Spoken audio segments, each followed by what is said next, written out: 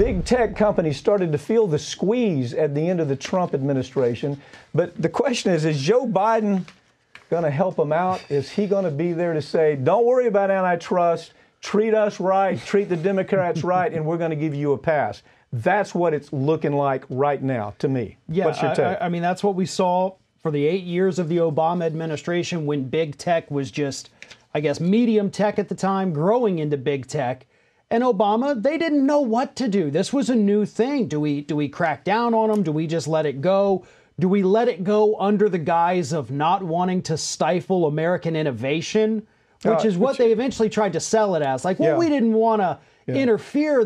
Tech was booming. We had all these jobs, all these great things. You want us to tamp down on that? But it was all a farce. Everybody he has looking at this that are in a position of power, McSweeney. Okay, I mean, all you got to take a look at McSweeney. Look at her background. She is a cave-in for corporate America. She's only worked for corporate America. She's advising him. They're not going to do anything about it. The trade-off is, look, just treat the Democrats well in the next election. Make sure you continue sending us money. Make sure we get the headlines in social media. And people like McSweeney and all of the flying monkeys that he's put together here are going to just forget about the antitrust case here. I promise you. Right. And one of the names being floated to actually handle this arena over at the DOJ is Susan Davies from Kirkland and Ellis. Yeah. Represented these tech giants, also somebody who was from the Obama administration. So, yeah, we're looking at kind of the same people running the same things, trying to regulate the same companies they used to represent in these corporate law firms. It is a carbon copy of what we saw during the Obama years. No different.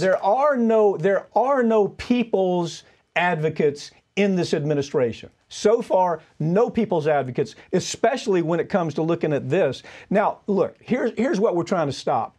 The notion of crush or buy. Crush or buy is in the vernacular now. That means when Facebook comes in, Twitter comes in, Google comes in, they get a competitor, they either buy them or they crush them. That's been going on for more than a decade.